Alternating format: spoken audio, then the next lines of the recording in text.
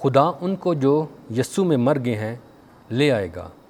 ہمارے لیے آج کی پہلی تلاوت مقدس پولس رسول کا پہلا خط تسالونیکیوں کے نام، اس کا 4 باب 13 سے 18 آیات مقدسہ۔ اے بھائیو، ہم نہیں چاہتے کہ تم ان کی بابت ناواقف رہو جو سو گئے ہیں، تاکہ اوروں کی مانند جو نا امید ہیں غم نہ کرو، کیونکہ جب ہمیں یہ یقین ہے کہ یسوع مر گیا اور جی اٹھا، تو اسی طرح خدا ان کو بھی جو سو گئے ہیں یسوع کے وسیلے سے اسی کے ساتھ لے آئے گا۔ چنانچہ ہم تم سے خداوند کے کلام کے مطابق یہ کہتے ہیں کہ ہم جو زندہ ہیں اور خداوند کے آنے تک باقی رہیں گے، ان سے جو سو گئے ہیں آگے نہ بڑھیں گے، کیونکہ خداوند خود للکار اور مقرب فرشتے کی آواز اور خدا کے نرسنگے کے ساتھ آسمان سے اتر آئے گا، اور جو مسیح میں مر گئے ہیں وہ تو پہلے جی اٹھیں گے۔ اس کے بعد ہم جو باقی زندہ ہوں گے ان کے ساتھ بادلوں پر اٹھا لیے جائیں گے، تاکہ ہوا میں خداوند کا استقبال کریں، اور اس طرح ہم خدا کے ساتھ ہمیشہ رہیں گے۔ پس تم ان باتوں سے ایک دوسرے کو تسلی دیا کرو۔ پاک کلام کے پڑھے اور سنے جانے پر خدا کی برکت ہو۔ زبور 96 جماعتی جواب۔ خداوند دنیا پر حکومت کرنے آ رہا ہے۔ خداوند کے لیے ایک نیا گیت گاؤ، اے تمام ممالک خداوند کے لیے گاؤ۔ قوموں میں اس کے جلال کا اور سب امتوں میں اس کے عجائبات کا بیان کرو۔ جماعتی جواب۔ خداوند دنیا پر حکومت کرنے آ رہا ہے۔ خداوند عظیم ہے اور ہر ستائش کے لائق ہے۔ وہ سب معبودوں کی نسبت زیادہ معیب ہے۔ اقوام عالم کے تمام معبود ہیچ ہیں، مگر خداوند نے افلاک کو بنایا تھا۔ جماعتی جواب۔ خداوند دنیا پر حکومت کرنے آ رہا ہے۔ افلاک خوش ہوں اور زمین شادمانی کرے، سمندر اور اس کی معموری شور مچائے۔ میدان اور جو کچھ اس میں ہے خوشی کرے، بلکہ جنگل کے تمام درخت مسرور ہوں خداوند کے حضور، کیونکہ وہ آ رہا ہے۔ وہ آ رہا ہے تاکہ دنیا کی عدالت کرے۔ جماعتی جواب۔ خداوند دنیا پر حکومت کرنے آ رہا ہے۔ وہ عدل سے جہان پر حکومت کرے گا۔ وہ اپنی سچائی سے قوموں کی عدالت کرے گا۔ جماعتی جواب۔ خداوند دنیا پر حکومت کرنے آ رہا ہے۔ خداوند آپ کے ساتھ ہو۔ انجیل مقدس لوکا کے مطابق اے خداوند تیری تمجید ہو۔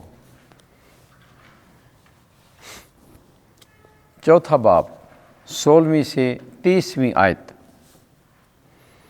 اس نے مجھے اس لیے بھیجا ہے کہ مسکینوں کو خوشخبری دوں۔ کوئی نبی اپنے وطن میں مقبول نہیں ہوتا۔ ایک دن یسوع ناصرت میں آیا، جہاں اس نے پرورش پائی تھی۔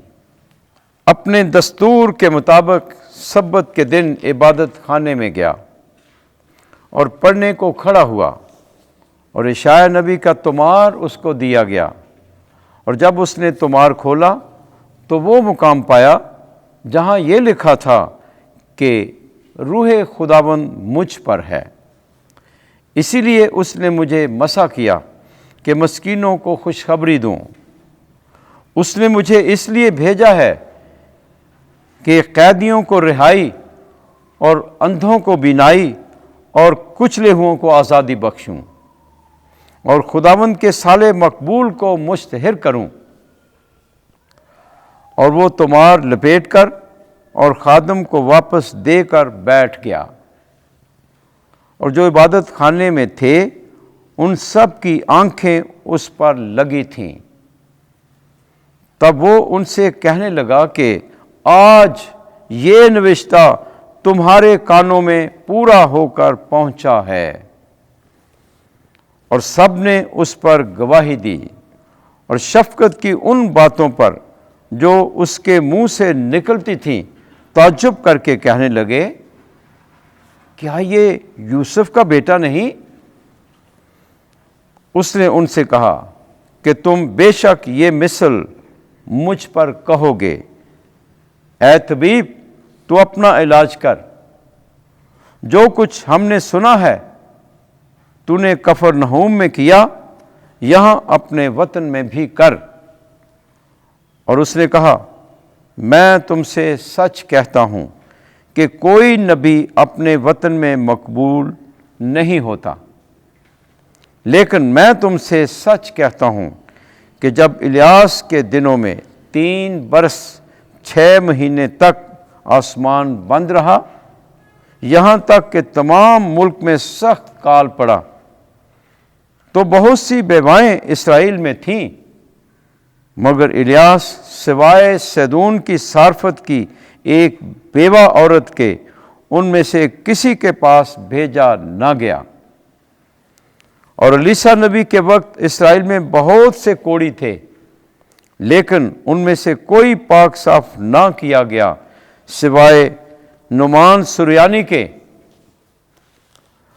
اور جتنے عبادت خانے میں تھے سب ان باتوں کو سنتے ہی غصے سے بھر گئے اور اٹھ کر اسے شہر سے باہر نکالا اور اسے اس پہاڑ کی چوٹی پر لے گئے جس پر ان کا شہر بنا ہوا تھا، تاکہ اسے سر کے بل گرا دیں، لیکن وہ ان کے بیچ سے گزر کر چلا گیا۔